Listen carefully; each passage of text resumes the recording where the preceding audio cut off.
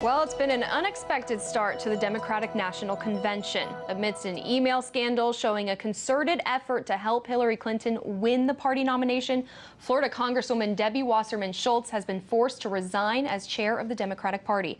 A federal investigation is now underway to determine where the email leak published by WikiLeaks originated. Better? I don't give a Trump, okay? Trump is dangerous for this country, and so is Hillary Clinton. What's she going to do for me? What's she going to do for my children? What is she going to do for my community? Yeah. Is she going to frack the hell out of it? Is she going to put more of the soldiers on the ground? I love this woman. She's a delegate. Do you believe one damn word a woman like her says? People have been laughing at me and, oh, well, you know they've been saying that forever. Do you remember this? Do you remember that? What I remember is that by the thousands and hundreds of thousands in this election, people were wiped off the voter rolls. There you go. New York City's Board of Elections will admit it purged more than 200,000 voters from city rolls. 200,000. That was in Brooklyn. After many Brooklyn residents arrived at the polls during last year's presidential primary to learn they were deemed ineligible to vote, the good government group Common Cause New York filed suit. State Attorney General Eric Schneiderman and the Brooklyn U.S. Attorney Office joined in the litigation. 200,000 people purged from the rolls in Brooklyn alone. You think that's the only place that happened?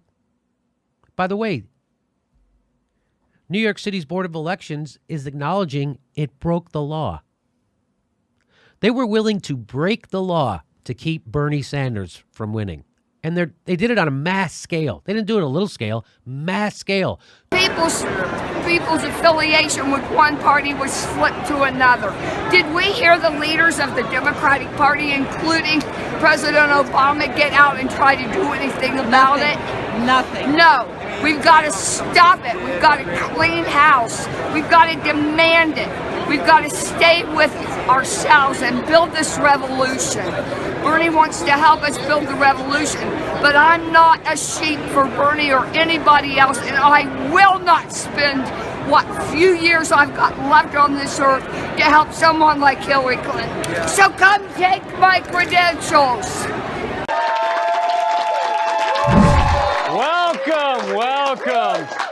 Welcome. This week, I'm going to show you mind-blowing video of how the voting machines were rigged in Chicago and possibly many other cities.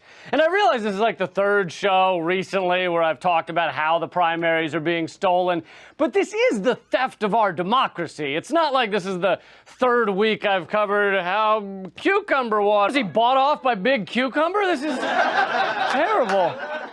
But this week, I have video from the Chicago Board of Elections that brings into question everything we've seen in these primaries. In Illinois, it's mandatory that they recheck 5% of the vote to see if the machines are operating correctly.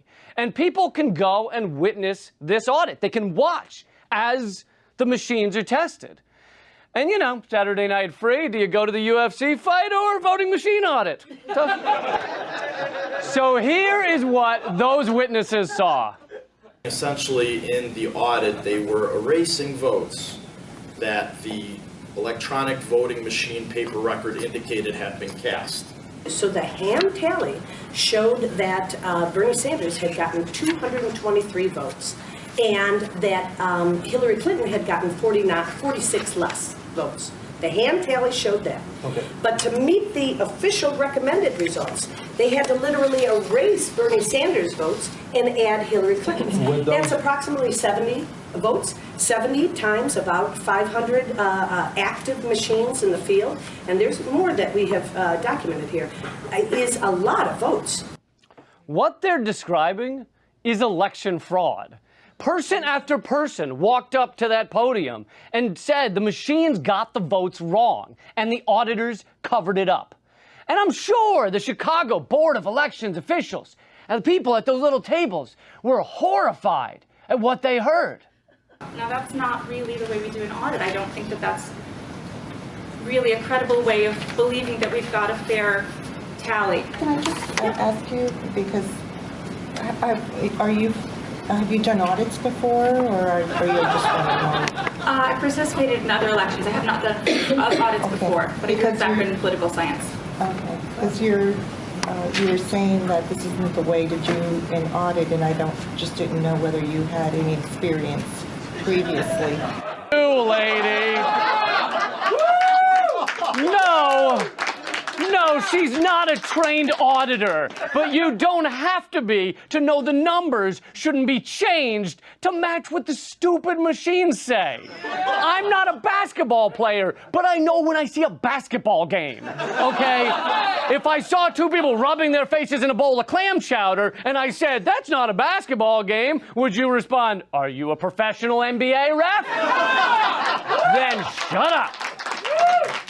The Board of Elections was just presented with full frontal election fraud, and their response was, you don't know. Apologize if, because of miscommunications or whatever, there was, some difficulty here. And I will see to it. I will make it a point to spend more time during the 5% audit out at the warehouse after the November election to make sure that if there are any difficulties that are resolved immediately and we don't have to go into this. You apologize if there was a miscommunication?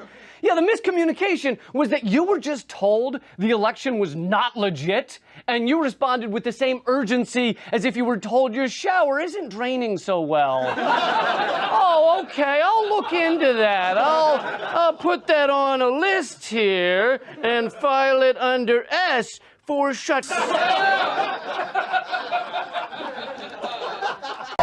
Teddy Roosevelt 2019 is not monetized.